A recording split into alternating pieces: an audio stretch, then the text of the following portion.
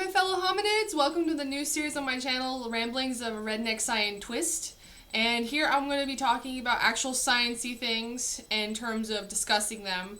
And because I've had a lot of feedback from a lot of my friends that actually watch my channel, that they really want to see me talk more about this, because they've had so many times as also being science majors where people are talking to them, asking them these questions, and sometimes they just would rather just refer them to a video, because I've also had these discussions with people where they will ask me some really, they assume that since you have a degree in biology that you know what the exact atomic weight of uranium is or something. They expect you to know everything.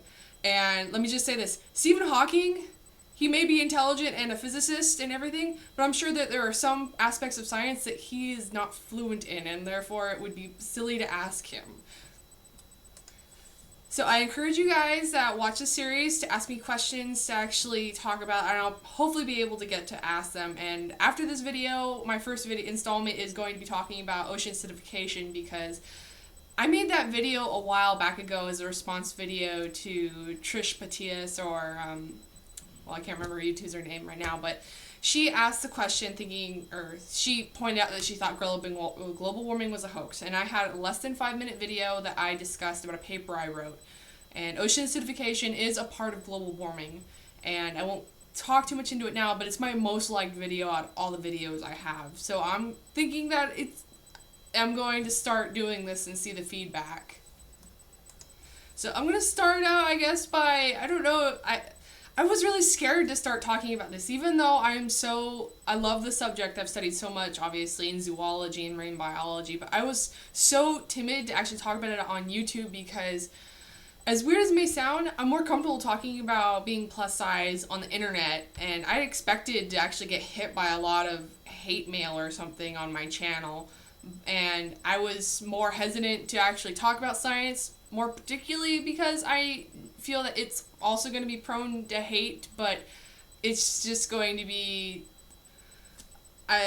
just people pointing out senseless things like, oh, you're going to hell because you believe in this, but you know what, whatever. And if people really enjoy actually listening about the stuff I talk about, then more power to you, because learning about science has really brought out some interesting things in the world, and I'm going to talk about them here just to start this out, so that way I don't automatically pummel you guys with an immediate science discussion. That way you guys can ask your questions and actually can kind of get a feel about how I talk about things, because I'm going to try and not ramble in high vocabulary areas, so you guys don't have to try and figure out what I'm talking about, because I get like that a lot, and this is going to definitely be an awesome adventure. So the pros of actually having a science degree, and it's not even just about having the degree, it's actually how it kind of develops you as a person, because getting an education in general will make you really in-depth in a particular subject, and it will change your perspective on the world one way or another. And I've learned that from taking a science degree, a lot of things have become kind of demystified to me, and it's interesting because I like to write fantasy as a hobby, and I play Dungeons and Dragons, and when people hear about that from me, they're just like, well, why don't you do something more realistic and relevant to your interests? I'm like, yeah, I go scuba diving too. And they're just like, they just kind of, it doesn't really absorb, because it's so strange. And I actually had an argument with one guy. This was several years ago, I was speed dating, and he was arguing why I don't write about realistic things, and my exact response was, I like to write about fantasy because I already know a lot about how the natural world works, and I know that there are still some unknown phenomenon out there, but I like to have my little magic fantasy unicorn stuff, so, But also, when people ask about what you went to school for or exactly what you do, you get mixed responses, or at least I have. I've had people that are just really fascinated and just start asking me all these outlandish questions, like they think I know everything. And then when I don't know what they're asking, or they don't even know enough about what to ask about, I've even had that where they wanted to know something, but the way they were describing it to me was whoever they had gotten this idea from didn't even know what they were talking about. And then there's also, on the other hand, where if I don't know something they're talking about, or I'm trying to explain to them in a very in a realistic fashion, they kind of get agitated with me. It's like, well, why don't you know this? You got a degree. And it's like, yeah, I'm a biology. I'm not an astrophysicist. I don't know about black holes. I'm sorry. And then there's also people that get really intimidated and defensive about it. I've had guys that tried to hit on me, and I told them what I was, and then they're just like became instant jerks. Like, and I'm just starting to say, it's like, oh, I just have a Bachelor of Science. What in? Oh, nothing exciting. And I've even had one occasion where I was working as a bartender, and I had a guy that actually asked, he was an older man, and he asked what I was doing other than bartending, because he had heard that I was volunteering somewhere. And when he found out I was educated, he got, and I'm assuming, I probably know, he was heavily conservative. He got offended at the fact that I was an educated woman, and I had never experienced anything of that sort, and I'm sure I probably won't experience it again. So it's this interesting thing, because I get people that, I've gotten a lot more of people being intimidated by it when I leave my college town. And it's a little bit uncomfortable, and makes you a little bit wary about opening up to people, I guess. And then I also have struggled when people are very self-educated in terms of science material online. And I had a cousin that did this, and he was really aggressive on trying to get me to agree with him on this science study about marijuana. And I could not agree with anything he said because I'm not a botanist. I have had classes in botany, but I didn't know enough about what he was asking, that it can cure cancer and stuff. And it's like, I cannot agree with you until I investigate the material you're posed at me. And we argued for 3 hours until he brought up the article, and I saw what site it was at, and I looked at the source material and all the references of the article that he said, that he was talking about. And finally, I was able to agree with him, like, okay, this is a legitimate article. Now, I should not have to feel that someone's being aggressively, like, trying to inform me aggressively on a subject. And I've come into that too, especially when I have people that are super gung-ho about, oh, aliens are like hybrids of people or whatever. And it's like, I cannot agree with you or disagree with you. It's like, oh, look at all this info on the internet. And it's like, this is fraud. This is not legitimate. This, like, or even the mockumentaries. I've had family members text me up. It's like, did you see the mermaid documentary? Oh my god, I didn't know it was real. And it's like, it's not real. It's a mockumentary. And they're like, how do you know? It's like, it's all CGI. And additionally, they have the same people that they have for all the other science shows talking about this material, and you cannot be a science individual and be talking about being an expert in volcanology and then also being an expert in cryptozoology it's really far-fetched when I see the same person in these multiple documentaries through the Sci-Fi Channel that is an expert in these particular fields, and it's the same person with the guy with the big poofy crazy hair that looks like he got electrocuted 6 times. No. Now, this is kind of a pro and a con to having a science degree, and this is just for me because I'm zoology, and I'm kind of like a step down from being in the medical field. Literally, when I started my major, I had recruitment notices from the military to be a field medic.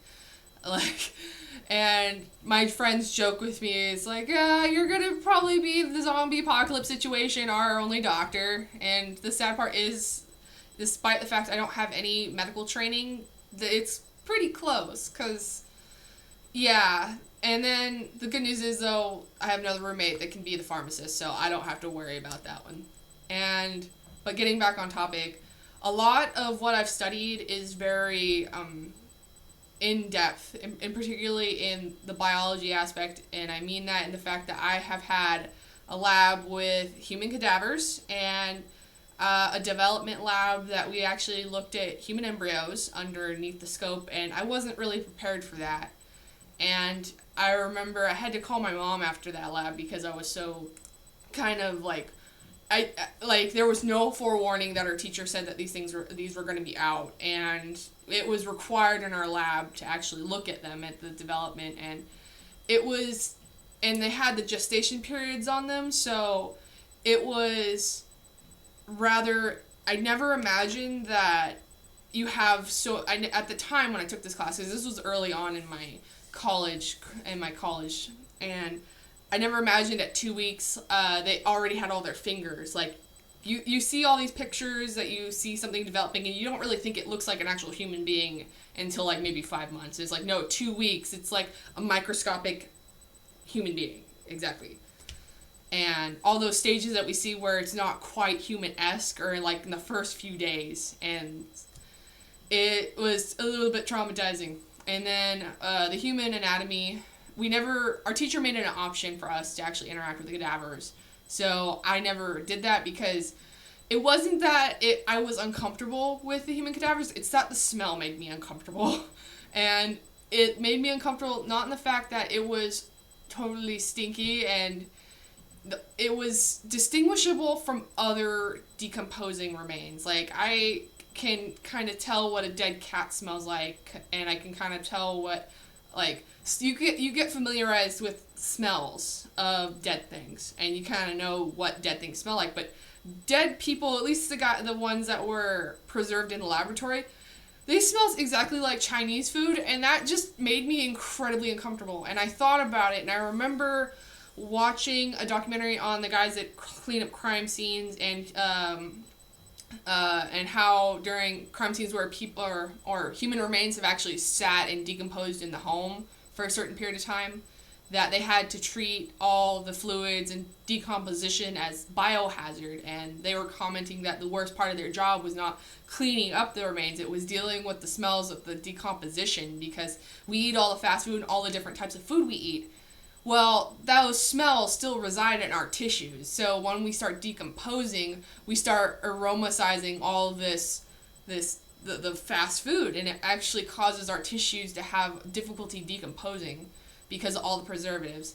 So I'm assuming that based on the fact that the cadavers in the lab that we have here were particularly fond of Chinese food, and I'm sad that I actually like Chinese food, and it's rather and it hasn't deterred me from eating Chinese food, but it's uncomfortable to have that connection between, like, dead people and food.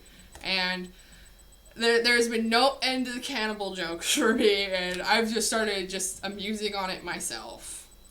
But it makes, in continuation, when you actually have dreams or nightmares, they are so vivid now, because I've done dissections, and I've seen documentaries, and I know what everything internally looks like in a person, and I know what tissues look like. And I've had dreams where I've literally had a limb missing, and I'm just like, crap, I have to sew this on myself to walk to the hospital.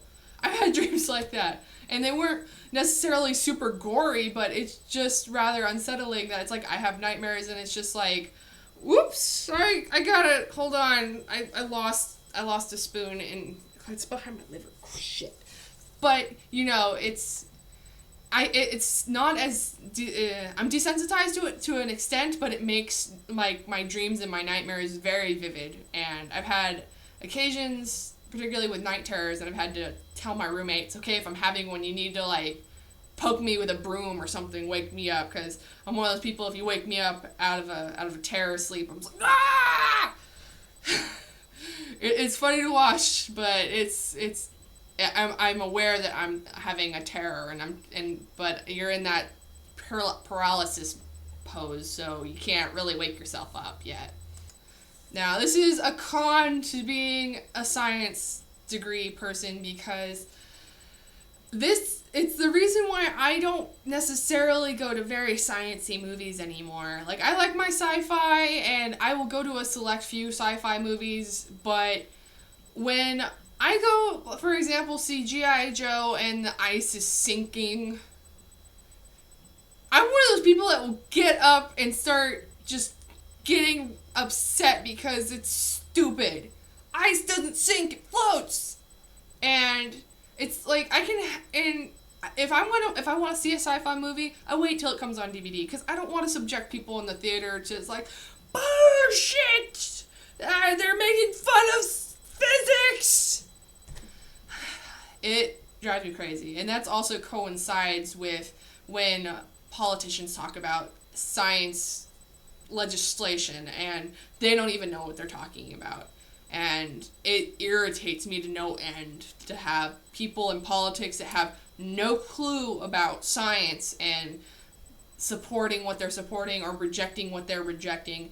And it's literally like watching somebody just bullshit about everything, and it drives me insane. So I stay away from politics the best I can, and I stay away from seeing sci-fi movies unless they're by respected directors that aren't going to basically give the audience the bird about realistic things. And I know it can be argued though. It's like, well, it's science fiction. It can be explained by other means or sci-fi physics, and it's like, okay, I can take alien technology and not argue with it because it's alien technology. But when you are setting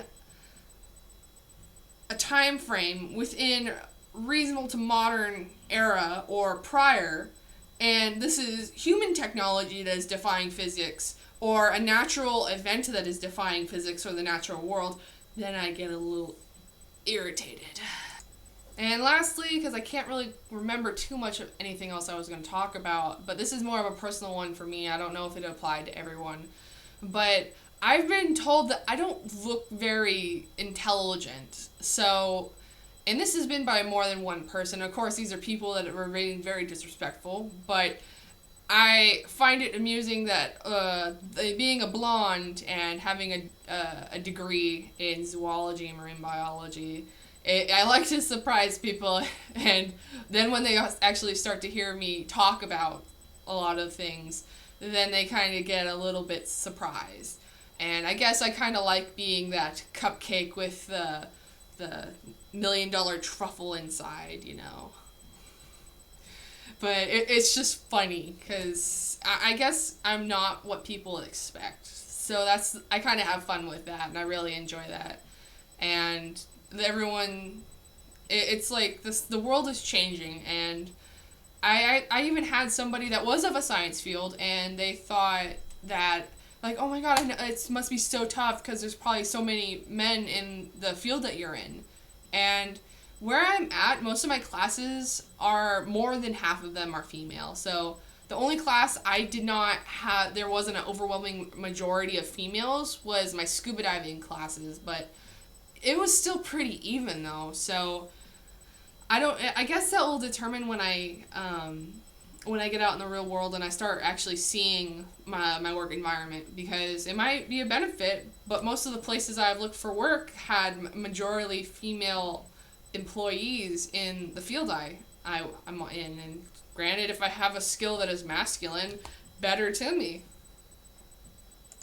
Alright, my fellow hominids, I'm going to cut this video, and I'm going to start preparing my next video where I'm going to actually talk about ocean acidification and explain it in a sense that I can actually communicate with you guys what it is, because there are different aspects of global warming, and this is just the one that I have done research on and did a 15-page paper on and got an exceptional grade on it, might add. And if you guys have any questions or actually interested in other subjects you guys might want to see me talk about, feel free to leave a comment and I'll look it up and research it. So, love you guys. Mwah!